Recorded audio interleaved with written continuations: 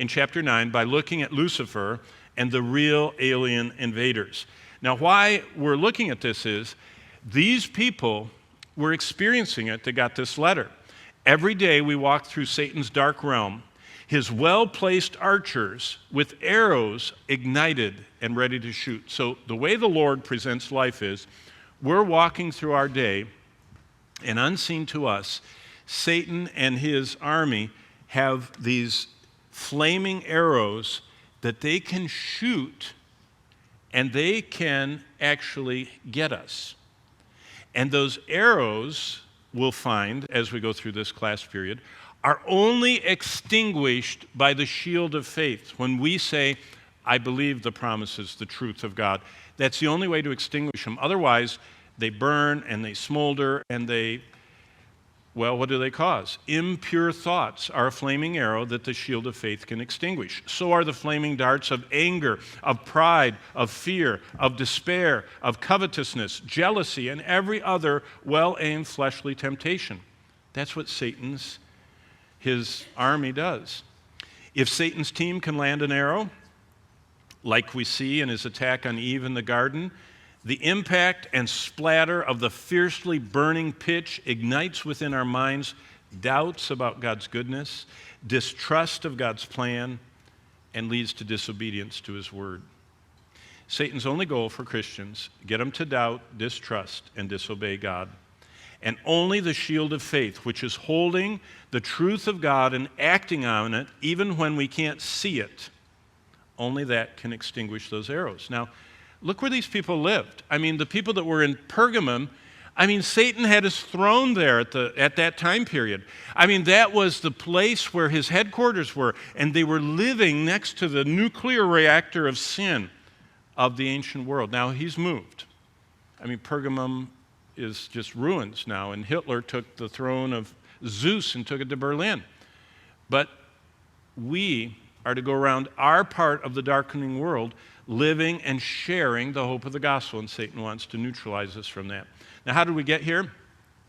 We've gone through the seals, the deception, the wars, the famine, the death. By the time we get to the fourth seal, it says 1/4 of all the people on earth have died. Now, I want you to do a little math here. This is the tribulation carnage. The fourth seal literally says that through these means, 1/4 of all humans alive on earth die. By the time we get to the sixth trumpet, we have 1/3. That horrific demon army can kill 1/3 of all humans. Together, during the tribulation, 58% of the population dies. Now, where are we? Well, we saw in chapter, through the first trumpet, the second trumpet, the third trumpet, the fourth trumpet. I showed you the solar flares, and it doesn't matter whether it's comets, asteroids, meteorites, volcanoes. It doesn't matter what God uses. He doesn't tell us. But now we're on the fifth, chapter 9. Ooh, this is the scary one. God, in the fifth trumpet, starts. In fact, look at chapter 9.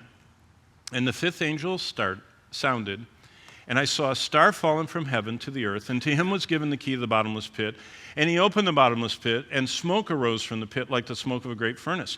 And the sun and the air were darkened because of the smoke, and out of the smoke locusts came upon the earth.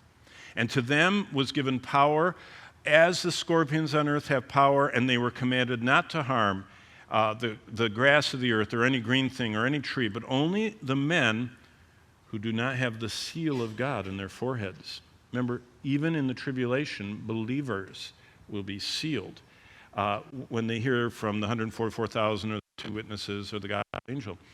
And not to harm those who have the seal of God, verse 5, and they were not given authority to kill anybody, but just torment them for 5 months. And look at verse 6. In those days, men will seek death and will not find it. They will desire to die, and death will flee from them. And then, look at this. The shape of the locust was like horses prepared for battle. On their heads were crowns of something like gold, and their faces were like the faces of men. And they had hair like women's hair, and their teeth were like lion's teeth. You notice anything I'm emphasizing is being repeated here? And they had breastplates like breastplates of iron, and the sound of their wings was like the sound of chariots with many horses running. And they had tails like, you know what John was saying? I don't even know what these things are. And I'm having trouble recording what I'm seeing. But I don't know what they had, but it's like, and he was trying to think of anything that came to his mind. And it says, and their power was to hurt men 5 months. And on it goes.